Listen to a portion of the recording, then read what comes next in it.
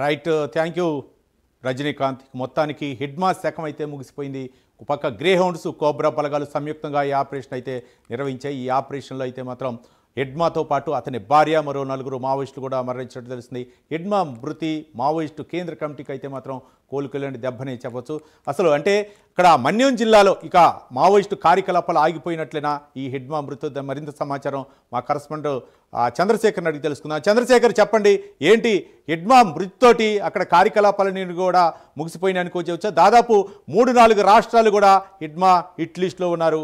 చాలామంది కూడా భద్రతా బలగాలను అయితే మాత్రం పట్టును పెట్టుకున్నటువంటి సందర్భాలను చూడవచ్చు. మరోపక్క ప్రజాప్రతినిధులు కూడా అంతమొందించినటువంటి ఆ చరిత్ర హిడ్మాకుంది. ఏ విధంగా చూడొచ్చు చంద్రశేఖర్?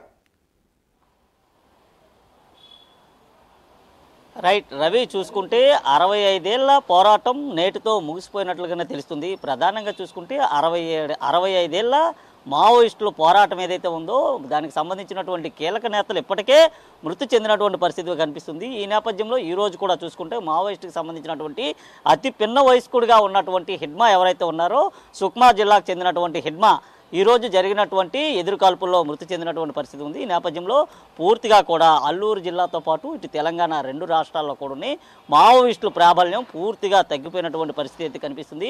ముఖ్యంగా చూసుకుంటే గత కొంతకాలంగా కూడా హిడ్మా పైన రివార్డు అయితే ప్రకటించారు. దాదాపు 6 రాష్ట్రాల పోలీసులకి, భద్రతా బలగాలకు కూడా కంటి మీద కొనుక్కు లేకుండా చేసినటువంటి మావోయిస్టు ఏదైతే ఆ మెయిన్ లీడర్ ఎవరైతే ఉన్నారో హిడ్మా మృతితో ఈరోజు పూర్తిగా కూడా పోలీసులంతా ఊపిరి పీల్చుకున్నటువంటి పరిస్థితి కనిపిస్తుంది. ఇటీవల చూసుకుంటే ఏదైతే కేంద్ర ప్రభుత్వం కేంద్ర అమిత్ షా కూడా ఇచ్చినటువంటి ఆదేశాలు ఏవైతే ఉన్నాయో ఆపరేషన్ కగార్ పిలుపునిచ్చినటువంటి నేపథ్యంలో చాలా వరకు కూడా మావోయిస్టులంతా కూడా లొంగిపోయినటువంటి పరిస్థితి కనిపించింది. అయితే ఎక్కడా లొంగకుండా పోలీసులకి ప్రతి సవాల్గా కూడా ఎక్కడైతే హిడ్మా నిలబడ్డాడని చెప్పుకోవచ్చు. పోలీసులకి అలాగే భద్రతా బలగాలకి, సిఆర్పిఎఫ్ బలగాలకు కూడా ఎప్పటికప్పుడే మట్టు పెడుతూ కూడా తన ఉనికిని చాటుకున్నటువంటి సుక్మా జిల్లాకు సంబంధించినటువంటి హిడ్మా ఈ రోజు జరిగినటువంటి ఎన్కౌంటర్లో పూర్తిగా కూడా హతమయ్యాడు. అతనితో పాటు అతని భార్య రాధా కూడా మృతి చెందినట్లుగా తెలుస్తుంది.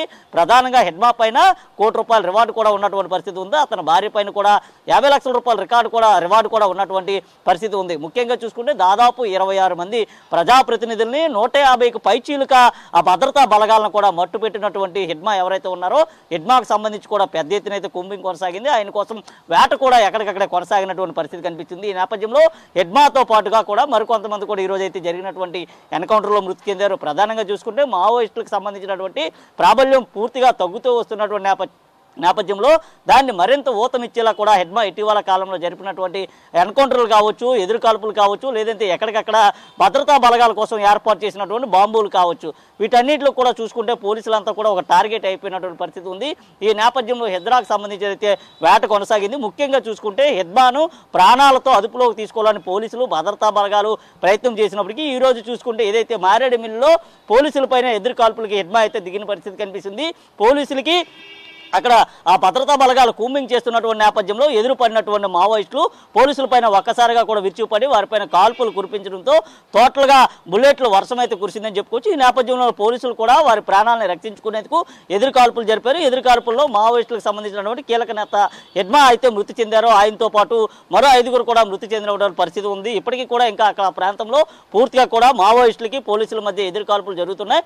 ఉదయం 5:30 గంటల ప్రాంతంలో ప్రారంభమైనటువంటి ఎన్కౌంటర్ ఏదైతే ఉందో అయితే ఇంకా కొనసాగుతుంది. పూర్తిగా బుల్లెట్ల శబ్దాల ఆ ప్రాంతంలో కూడా పూర్తిగా వినిపిస్తున్నటువంటి పరిస్థితి ఉంది. అయితే పూర్తిగా హిడ్మా మృతితో పూర్తిగా ఏదైతే అల్లూరు జిల్లాకు సంబంధించినటువంటి ప్రాంతం కావచ్చు, లేదా మన్యం ప్రాంతంలో కానీ, లేదా ఇటు ఛత్తీస్గఢ్ ప్రాంతంలో కూడా మావోయిస్టులకు సంబంధించినటువంటి ప్రాబల్యం పూర్తిగా నిర్వీర్యమైపోయేటటువంటి పరిస్థితి కనిపిస్తుంది. అయితే ప్రధానంగా చూసుకుంటే ఏదైతే గతంలో మావోయిస్టులకు సంబంధించినటువంటి ఆర్కే అగ్రనేత ఎవరైతే ఉండేవాళ్ళో ఆర్కే మృతితోనే చాలా వరకు కూడా మావోయిస్టుల ప్రాబల్యం తగ్గింది. ఈ నేపథ్యంలో దానికి ఊతమిచ్చేలా, వారి యొక్క ఉద్యమానికి ఊతమిచ్చే విధంగా కూడా హిడ్మా అయితే తయారయ్యాడు. హిడ్మాతో కూడా పూర్తిగా తలనొప్పి పడినటువంటి ఆ 6 రాష్ట్రాలకు సంబంధించినటువంటి పోలీసులంతా కూడా ఈరోజు హిడ్మా మృతితో పూర్తిగా మావోయిస్టులకు సంబంధించినటువంటి ప్రాబల్యం తగ్గిపోయేటటువంటి పరిస్థితి ఉంది. మావోయిస్టులకు వెళ్ళేటటువంటి భర్తీ అయ్యేటటువంటి వారంతా కూడా వెనక్కి వస్తున్నటువంటి పరిస్థితి ఉంది. ఇప్పటికే చాలా మంది కూడా మావోయిస్టు కీలక నేతలు లొంగిపోయారు.